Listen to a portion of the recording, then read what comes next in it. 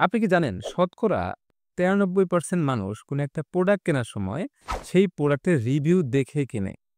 অর্থাৎ তারা যদি দেখে যে ওই প্রোডাক্টের রিভিউ ভালো আছে, তাহলে তারা প্রোডাক্টটা কিনে ফেলে। আর যদি দেখে সেই প্রোডাক্টের কোনো প্রকার রিভিউ নাই, কিছুই নাই, একদম সবকিছু শূন্য, তাহলে তারা কিন্তু সেই প্রোডাক্টটা কিনে না। তো অনলাইনে কোনো একটা জিনিস বিক্রির জন্য এবং কেনার জন্য এই রিভিউ এর ভূমিকা কিন্তু অপরিসীম।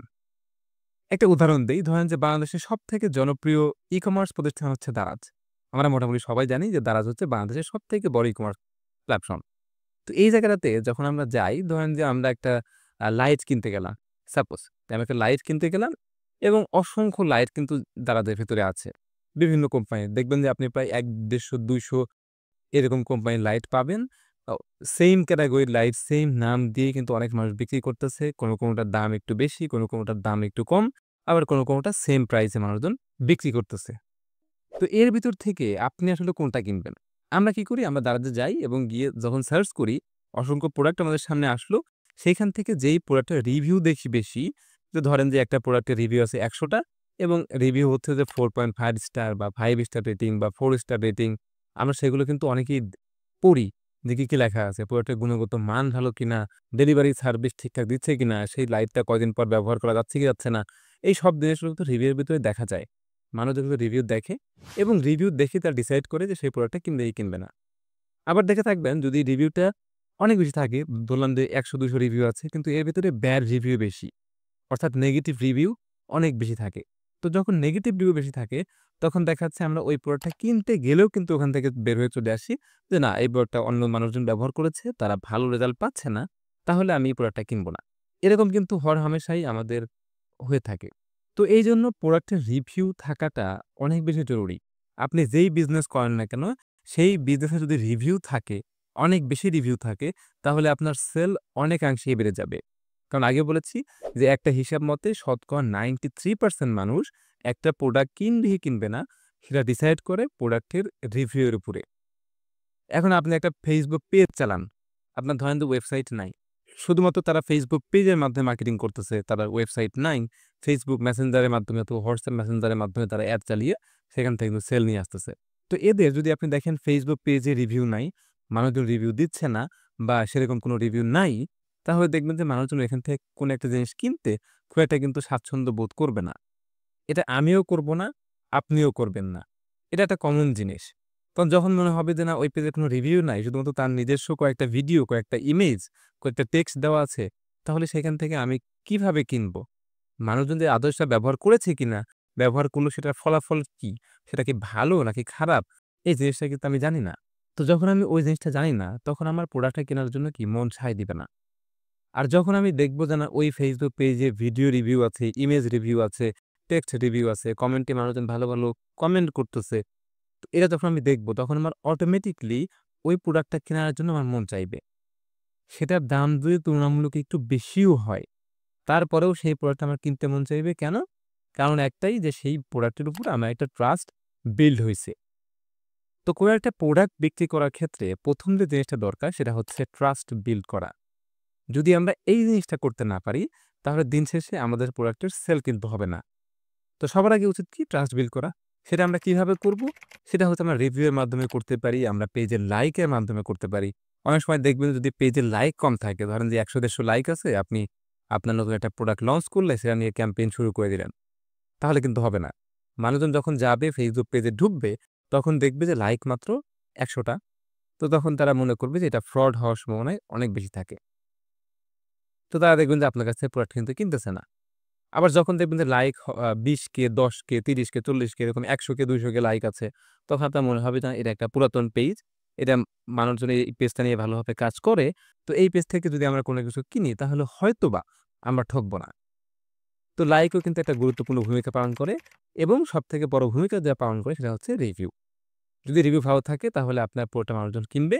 আর যদি রিভিউ খারাপ থাকে তাহলে কিন্তু মানুষজন আপনার প্রোডাক্টটা কিনবে না। Facebook এ একটা মজার জিনিস আছে, সেটা হচ্ছে যে রিভিউ কিন্তু আপনি চাইলেও ডিলিট করতে পারবেন না। ধরেন যে আপনি আমার পেজে একটা রিভিউ দিয়েছেন। একটা ফালতু রিভিউ দিছেন। সাপোজ যে আমি কিছুই বলতে পারি না, আমি কথা বলতে পারি না, আমি ভুয়া ইনফরমেশন দেই। সাপোজ। তো আপনি যদি আমার এই জিনিসটা আমার লিখেন, Facebook পেজে লিখেন, আমি কিন্তু সেটা চাইলে রিমুভ করতে পারব না। বা কেউই পারবে না। আপনি যদি দারাজের পেজে গিয়ে সেই রিভিউটা দেন, তো একটা বাজে রিভিউ দিচ্ছেন আপনি নেগেটিভ রিভিউ, তারপরেও কিন্তু দারাজ ওই রিভিউটা চেঞ্জ করতে পারবে না এখান থেকে। ওইটা ওইভাবে থেকে যাবে। যতক্ষণ না পর্যন্ত আরো বেশ কিছু রিভিউ এসে তাকে ঢেকে না দেবে, ততক্ষণ পর্যন্ত ওই রিভিউটা সবার উপরেই শো করবে। অর্থাৎ যে সবার থেকে লাস্ট রিভিউটা দিছে, ওই রিভিউটাই সবার উপরে থাকবে। তো রিভিউ কিন্তু একটা গুরুত্বপূর্ণ ফ্যাক্ট হিসাবে কাজ করে। অনেকে দেখবেন যে এই সুযোগটা নিয়ে হচ্ছে উল্টাপাল্টা রিভিউ দেয় তাদের কম্পিটিটরকে।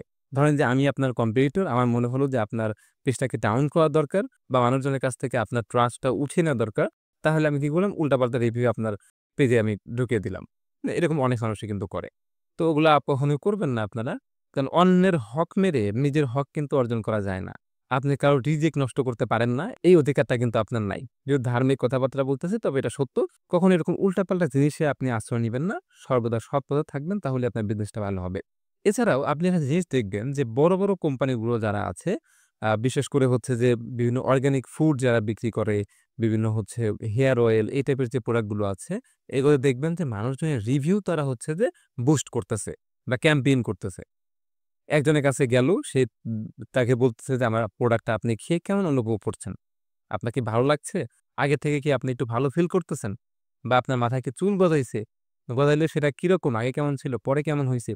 এই যে একটা রিভিউ, আপনি যখন এই রিভিউটা দেখবেন, তখন আপনার মনে হবে কি যে আপনার সাথেই কনভারসেশনটা হচ্ছে। ধরেন যে আপনার চুল পড়ার সমস্যা আছে, তাহলে এমন একটা ভিডিও আপনি দেখলেন, সেই ভিডিওতে বলতেছে কি তার চুল পড়ার সমস্যা ছিল। এই তেলটা ব্যবহার করার ফলে বা এই জিনিসটা ব্যবহার করার ফলে তার চুল পড়ার সমস্যার সমাধান হয়ে গেছে। এখন তার নতুন চুল গজাইছে, সে এখন খুব ভালো আছে।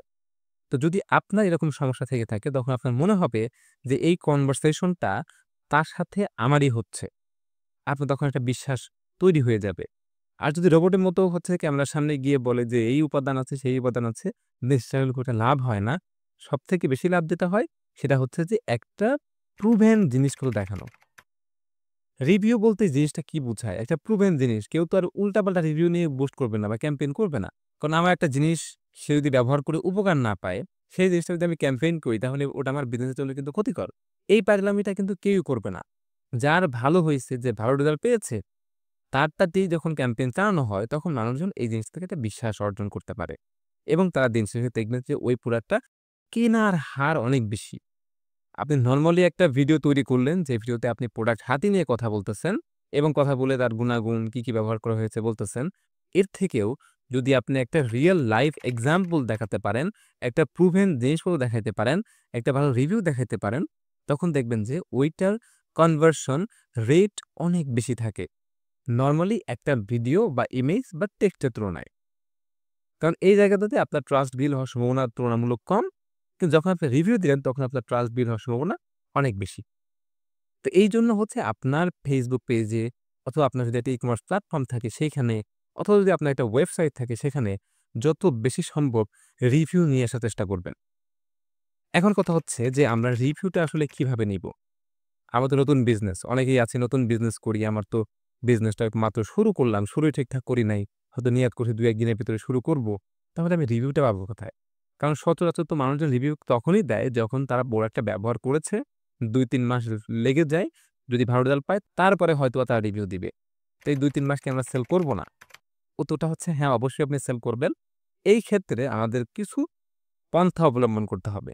তো আপনার যারা আশেপাশের মানুষজন আছে, ধরেন আপনার পরিচিত, আপনার বাবা-মা হতে পারে, আপনার আত্মীয়স্বজন হতে পারে, বন্ধু-বান্ধব হইতে পারে, এলাকার মানুষজন হইতে পারে।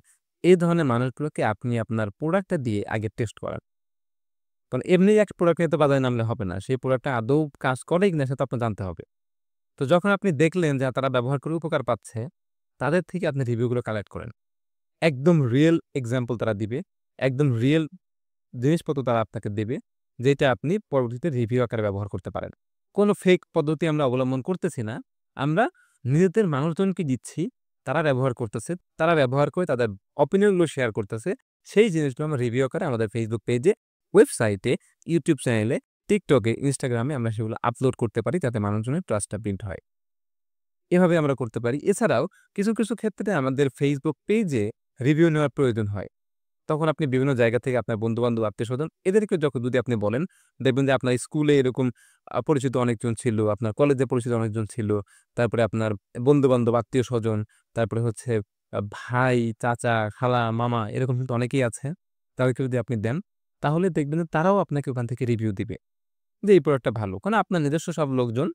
এতে করে হবে কি আপনার রিভিউর যে পান্নাটা, এই পাল্লাটা অনেক বেশি ভারী হয়ে যাবে।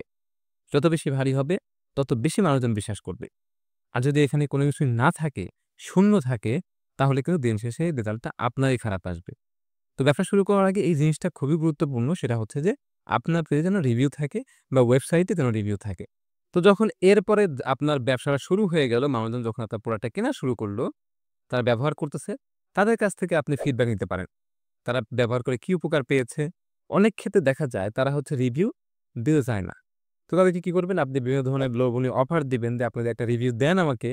জাস্ট ভালো যে জিনিসটা হইছে সেটাই বলবেন। আপনি আমাকে বাড়িয়ে কোনো কিছু বলার দরকার নাই। আপনার সাথে যে উপকারটা হইছে সেটাই আপনি আমাকে বলবেন। যদি কোনো ব্যাড সাইড থাকে সেটাও আপনি আমাকে বলবেন। সমস্যা নেই।" তো এর জন্য হচ্ছে আমি আপনাকে একটা ফ্রি দিলাম। ফ্রি গিভওয়ে করতে পারেন। আপনার Facebook পেজে পোস্ট করতে পারেন যে, যারা আমার প্রোডাক্টটা ব্যবহার করেছেন, যা উপকার পেয়েছেন, তারা যদি আমাদেরকে রিভিউ দেন, আমি আপনাদেরকে এর ভিতর থেকে একজনকে এই একটা উপহার দিব। তো এই যে একটা গিভওয়ে করলেন, অনেকে দেখবেন যে গিভওয়ের আশাটাতেও অনেকেই হচ্ছে যে এই ধরনের রিভিউগুলো দিয়ে থাকে। আর অধিকাংশ ক্ষেত্রে বাংলাদেশের মানুষ যেই কাজটা করে সেটা হচ্ছে মানুষজনকে হায়ার করে। যদি এই কাজ করা ঠিক না, তারপরেও যে জিনিসটা হয় দেখবেন যে বিভিন্ন সেলিব্রিটি এই সেই আ টুকটাক কথা বলতে পারে ওইসব মানুষজনকে বিভিন্ন এজেন্সি এদেরকে হচ্ছে হায়ার করে এই রিভিউ ভিডিও তৈরি করার জন্য। হ্যাঁ, কারণ এটা একটা মার্কেটিং পলিসি। আপনি যদি মনে করেন যে না এটা ফেক কিছু, হ্যাঁ, মনে করতে পারেন। তবে এটাও কিন্তু একটা মার্কেটিং পলিসি যার মাধ্যমে আমি আরেকজনের কাছ থেকে রিভিউ কিনে নিচ্ছি, যেটা আমার Facebook পেজে প্রফেশনালি আমি আপলোড করতেছি। সেখান থেকেও কিন্তু একটা ভালো পরিমাণ সেল নিয়ে আসা পসিবল। তো মার্কেটিং এর জন্য বিভিন্ন পন্থা অবলম্বন করতে হয়। অনেক কিছুই আছে। হয়তো রিভিউ দিয়ে কিন্তু হবে না। অনেক কিছু আছে, অনেক কাজ করতে হবে। তারপরে কিন্তু আপনার একটা প্রপার সেল আপনি ওখান থেকে নিয়ে আসতে পারবেন। আর যদি এগুলো আপনার না থাকে তাহলে দেখবেন যে শুরুতে হয়তোবা কিছু সেল হবে। পরবর্তীতে আপনার সেল আর কিন্তু এখান থেকে আপনি বাড়াইতে পারবেন না। আর যদি আপনি সেলটা বাড়াইতে না পারেন তাহলে আপনার দিন শেষে ব্যবসাটা দেউলিয়া হয়ে যাবে, চলবে না। তো এই যে ছোট, ছোট ভুলগুলো আমরা করি বা ছোট, ছোট জিনিসপত্র আমরা এড়িয়ে যাই, এই জিনিসগুলো কিন্তু মোটেও এড়িয়ে যাওয়ার মতো না। এইগুলো আমাদেরকে সবসময় মাথায় রাখতে হবে। এইগুলোই কিন্তু একসময় একটা বড় ভূমিকা রাখে আমাদের ব্যবসা-বাণিজ্যের ক্ষেত্রে। তো দিন শেষে একটা কথাই বলব সেটা হচ্ছে যতই ভালো রিভিউ নেন আর লাইক নেন আর ফলোয়ার নেন, যাই নেন না কেন, প্রোডাক্টের কোয়ালিটি যদি খারাপ হয় তাহলে দিন শেষে কিন্তু আপনি সারভাইভ করতে পারবেন না। প্রোডাক্ট কোয়ালিটি ভালো থাকতে হবে এইটার বিষয়ে কোনো কম্প্রোমাইজ হবে না বা করাও যাবে না। প্রোডাক্ট ভালো তো সব ভালো, প্রোডাক্ট খারাপ তো কোনো কিছুই ভালো না। হ্যাঁ, একটা কথা আছে শেষ ভালো তার সব ভালো তার। যদিও এখানে শেষ শুরু নাই।